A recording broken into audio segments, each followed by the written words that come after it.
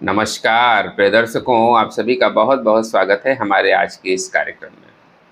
दर्शकों, अगस्त के महीने के शुरू में ही हमने बताया था कि अगस्त के महीने में कौन कौन से परिवर्तन गोचर में होने वाले हैं। और आप देख भी रहे हैं कि इसमें कौन कौन से परिवर्तन, जिसमें 2 परिवर्तन हो चुके हैं। तीसरा परिवर्तन कल हुआ है, जो था बुध का राशि परिवर्तन। बुध इस समय अपनी शत्रु राशि में जा चुके हैं, यानी कर्क राशि में बुध का संचरण इस समय हो रहा है। अब देखिए किस तरह से प्लैनेटरी कॉम्बिनेशंस काम कर रहे हैं। मंगल अपनी शत्रु राशि में चले गए हैं 2 अगस्त को। मंगल इस समय मिथुन राशि में संचरण कर रहे हैं। बुध भी अपनी शत्रु राशि में जा चुके हैं, यानी कर्क राशि में, यानी मंगल भी शत्रु राशि में, बुध भी शत्रु राशि में। शनि इस समय वक्री हैं। गुरुदेव बृहस्पति अस्त हैं। शुक्र जो है वो इस समय नीच के हो गए हैं, जो कि 1 अगस्त को ही ये घटना घटी थी। हमने इस पर वीडियो में चर्चा भी की थी कि 1 अगस्त को जो है शुक्र कन्या राशि में जा चुके हैं। शुक्र इस समय नीच के हो चुके हैं। अब देखिए किस तरह से प्लैनेटरी कॉम्बिनेशंस बन रहे हैं। ये सारे कॉम्बिनेशंस इस समय नेगेटिव हैं। इस समय जो है, आप लोग कहते हैं ना कि आप जो है नेगेटिव वीडियो देते हैं, इस समय आप देखिए कि प्लैनेटरी कॉम्बिनेशंस कैसे हैं और ये कैसी परिस्थितियों को जन्म दे रहे हैं। ये तो आपको पता ही है, देश दुनिया के हालात, हमें उस पर चर्चा करने की आवश्यकता नहीं। एक और कॉम्बिनेशन चेंज होने वाला है। एक बड़ी ज्योतिषीय घटना घटने जा रही है 12 अगस्त को। ये बहुत इम्पॉर्टेंट होगा। अगस्त के महीने का सबसे इम्पॉर्टेंट डेट 12 अगस्त है। 12 अगस्त को ऐसा क्या होने जा रहा है? 12 अगस्त को एक्चुअली सूर्य ग्रहण पड़ रहा है। सूर्य ग्रहण जो कि कर्क राशि और अश्लेषा नक्षत्र में पड़ेगा। कर्क राशि जो कि चंद्रमा की राशि है, भावना प्रधान राशि है, और कर्क राशि में इस समय 3 ग्रह विद्यमान हैं। अभी कल बुध का राशि परिवर्तन हुआ तो बुध भी कर्क राशि में पहुंच गए। गुरु ऑलरेडी यहाँ कर्क राशि में संचरण कर रहे हैं, जो इस समय अस्त में है, और 12 अगस्त को भी वो अस्त ही रहेंगे। और सूर्य यहाँ है ही है। तो सूर्य, बुध और गुरु का त्रिग्रही योग कर्क राशि में चल रहा है, और ऊपर से इसमें सूर्य ग्रहण भी 12 अगस्त को लगेगा। ये कर्क राशि वालों के लिए बड़ा सेंसिटिव टाइम होगा। कर्क राशि में जो लोग जन्मे हैं उनके लिए ये समय जो है बहुत चैलेंजिंग हो सकता है।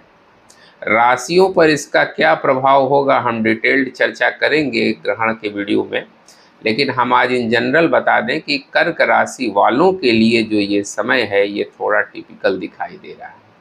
और साथ ही जो लोग अश्लेषा नक्षत्र में जन्मे हैं, अश्लेषा नक्षत्र बुध का नक्षत्र है, और उस नक्षत्र में भी जिनका जन्म हुआ है उन्हें भी बहुत सावधान रहने की ज़रूरत है। ये ग्रहण जो है वो खैर भारत में तो नहीं दिखाई देगा, क्योंकि ये ग्रहण जो दिखेगा वो ग्रीनलैंड, आइसलैंड, स्पेन, उत्तरी रूस, पुर्तगाल के कुछ हिस्सों में, इन जगहों पर दिखेगा।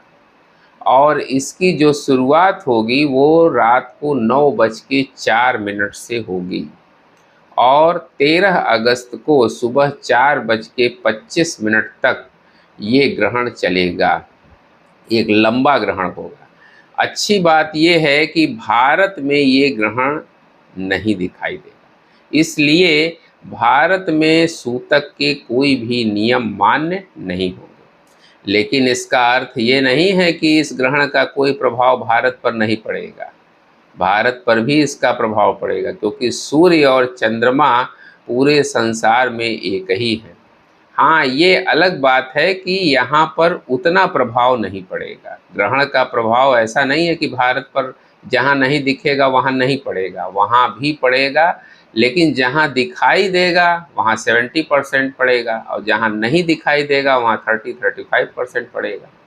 लेकिन प्रभाव तो यहाँ भी आएगा।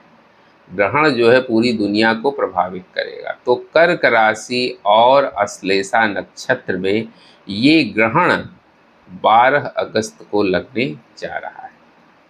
अब इस ग्रहण का जो प्रभाव है वो लगभग अगले 1.5 महीनों तक बना रहता है और 15 दिन पहले से ग्रहण का प्रभाव आना शुरू हो जाता है। तो इस समय ग्रहण के प्रभाव आने शुरू हो गए हैं। आप जो देख रहे हैं दुनिया में जो घटनाएं हो रही हैं उसमें जो प्लैनेटरी कॉम्बिनेशंस हैं जिनकी हमने चर्चा अभी अभी की है वो तो काम कर ही रहे हैं, साथ ही साथ ग्रहण का प्रभाव भी आ रहा है। तो कर्क राशि में जब ये ग्रहण लग रहा है तो कर्क राशि भावनाओं की राशि है, इस चंद्रमा की राशि है ना। तो इस समय आप देखिएगा कि आपका मन बहुत बेचैन सा रहेगा, विचलित सा रहेगा। इस समय आप मानसिक रूप से बहुत ज़्यादा परेशान हो सकते हैं। इस समय राजनैतिक अस्थिरता इस ग्रहण की वजह से बढ़ सकती है। जैसा कि आप देख रहे हैं कि राजनीतिक गलियारों में प्रतिदिन खींचातानी की स्थिति बनी हुई है। आज से पहले तो ऐसा नहीं होता था। इस समय चूंकि गोचर में जो ग्रहों की स्थिति है इसके कारण ऐसा हो रहा है। जो रूलिंग पार्टियां हैं उनके लिए ये समय बहुत चैलेंजिंग है। ऐसा नहीं कि केवल भारत में, पूरी दुनिया में ये स्थिति बनी रहेगी। शेयर मार्केट में अप्स एंड डाउन्स की स्थितियां बनी रहेंगी। अभी भी शेयर मार्केट में जो लोग इन्वेस्टर हैं वो बहुत ध्यान से इन्वेस्ट करेंगे। जनता इस समय बहुत आक्रोशित हो सकती है। जैसा कि आप पहले से भी देख रहे हैं, बहुत सारे आंदोलन इस समय होंगे और जनता सड़कों पर होगी। इस समय बहुत सारे स्कैम बाहर आते हुए आपको दिखाई देंगे, जिसके बारे में किसी ने सोचा भी नहीं होगा, वो भी स्कैम इस समय बाहर आएगा और लोग एक्सपोज होंगे और उनको दंड भी मिलेगा, क्योंकि शनि भी इस समय वक्री है। तो इस समय लोगों को दंड मिलेगा। हमने शुरू में ही कहा था जब शनि वक्री हुए थे कि इस समय आप अपने कर्मों पर बहुत ध्यान दें, क्योंकि आपके गलत कर्म आपको मुसीबत में डाल सकते हैं। और इस समय पुरानी बहुत सारी फाइलें आप देखेंगे खुलेंगी, खास तौर से धर्म के क्षेत्र में, शिक्षा के क्षेत्र में, न्याय के क्षेत्र में ज़्यादा आपको हलचल दिखाई देगी, क्योंकि गुरुदेव बृहस्पति इस समय अस्त हैं, साथ ही अतिचारी हैं और शनि के नक्षत्र में, जिसके कारण जो है इस समय आप धर्म, न्याय और शिक्षा, इन तीनों क्षेत्रों में आप देखेंगे बहुत ज़्यादा हलचल आपको दिखाई देगी। और जहाँ ग्रहण लग रहा है वहाँ की तो बात ही मत पूछिए, वहाँ इसका प्रभाव सबसे ज़्यादा रहेगा। क्योंकि भारत में ये दिखेगा नहीं, इसलिए भारत पर भी प्रभाव तो आएगा ही, लेकिन कम प्रभाव पड़ेगा। भारत में सूतक के कोई नियम मान्य नहीं होंगे। तो इस बीच हमें करना क्या है? हमें करना ये है कि हमें बहुत पेशेंस से काम लेने की ज़रूरत है। क्योंकि हमने बताया ना कि इस समय कोई प्लैनेटरी सपोर्ट आपको इस समय नहीं मिलेगा। सारे ग्रह जो है इस समय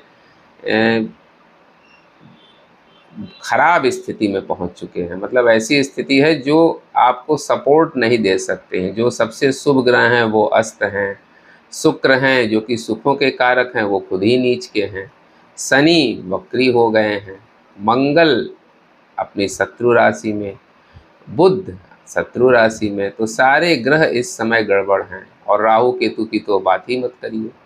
तो इस समय जो पोजीशन है वो बहुत अच्छी नहीं है। इस समय अपने मैनेजमेंट पर बहुत ध्यान देने की ज़रूरत है। आपको बहुत धैर्य से काम लेने की ज़रूरत है और अपनी आर्थिक नीतियों पर भी बहुत ज़्यादा ध्यान देने की ज़रूरत है, क्योंकि फाइनेंशियल मैनेजमेंट भी इस समय गड़बड़ हो सकता है। क्योंकि अभी तक तो बुध अपनी राशि में थे, अब बुध भी जो है वो कर्क राशि में चले गए हैं, जिसके कारण जो है आपको अपने फाइनेंशियल मैनेजमेंट पर बहुत ध्यान देने की आवश्यकता है।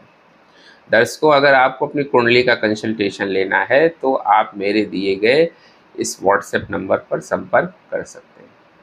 उम्मीद करते हैं दर्शकों हमारा वीडियो आपको ज़रूर इन्फॉर्मेटिव लगा होगा। मिलते हैं आपसे अगले वीडियो में किसी नए विषय के साथ। तब तक के लिए हमें आज्ञा दीजिए। नमस्कार।